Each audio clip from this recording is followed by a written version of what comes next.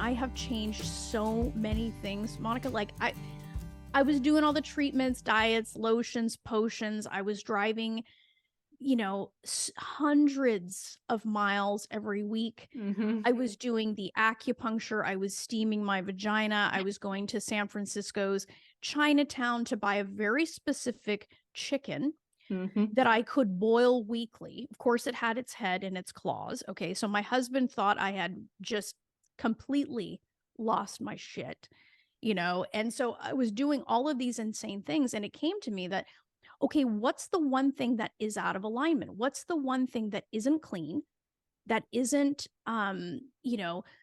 perfect, right? Because no gluten had passed my lips in years, right? Like it was just, I was doing all the things. I was being an A+ student. And it occurred to me, it was me. Yeah. And that was both terrifying and empowering at the same time.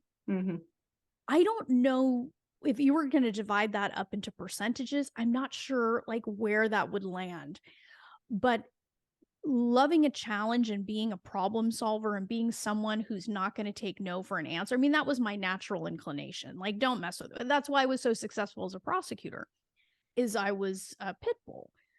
So I said, if I really want this, I have to be willing to look in this place. I have to be willing to pick up that rock and look at all the creepy crawlies underneath it, so that I would not look back on this time in my life with regret, because that was the thing that scared the shit out of me. Yeah. Was regret. Because professionally, I mean, where else was I going to go, Monica? I was at the top of my game. I mean, like, unless I wanted to, run for public office, there really wasn't much else for me professionally in that career. At least nowhere that I could see at the time. And so I was thinking of myself like, okay, what am I going to say to myself at the end of my life? Like, honestly, there wasn't ever a fight that I would back down from. So I said, okay, you know what? I'm going to have to suck it up, get past my own ego, and take a look at me. Yeah. And that's really where things started to shift, and shift exponentially. They did. Yeah. In all areas of life, right? 100%. It's not just the fertility stuff. And, when my clients come to me and it's fairly obvious that it's subconscious mind stuff, it's like, okay, here is a trauma timeline. Let's start mapping it. And they're like, well, I didn't have any big traumas. Great. I'm so happy for you. Neither did I. So I'm going to help you through this, because you've had all these little things add up in your life to get you where you are. So ready to open Pandora's box? And some clients say, no, they're not. And some clients are like, fuck, I guess, don't really want to, but like you and myself, they're like, I'm at the end of my journey if I don't try anything else, because I can't go on with the diet, with the supplements, with the IVF.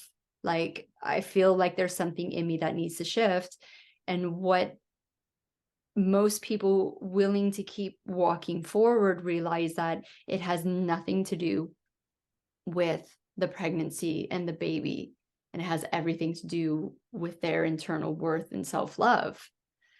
But nobody wants to hear that, Monica. No one wants to hear that. And I brought something up the other day on TikTok, and of course I got a comment like, I know you didn't mean this, but you're just putting more guilt and shame on the woman. And it's like, when is the time where you start taking responsibility for your triggers? Because that's where you have to look. The moment you get triggered over anything in life, it doesn't matter if it's wrong, right? And what we've deemed as a society as wrong. If it triggers you to the point where you're, like you say, you get hot, your blood's boiling, you start creating all these stories around it. Like, if that's where you need to go grab a mirror and go, what the fuck is going on? Why does this trigger me so much? Right. Right. I mean, and, to your, to the point about mirrors, I mean, people are reflection.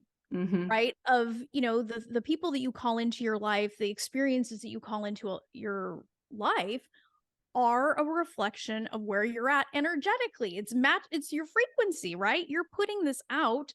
So what do you think you're going to get back?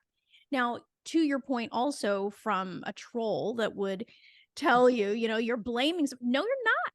How is it blaming someone to show them how they can empower themselves? Yeah. How is that blame? That's an act of love where you love and care about somebody enough to show them something. It's ultimately their decision whether or not they choose to receive it.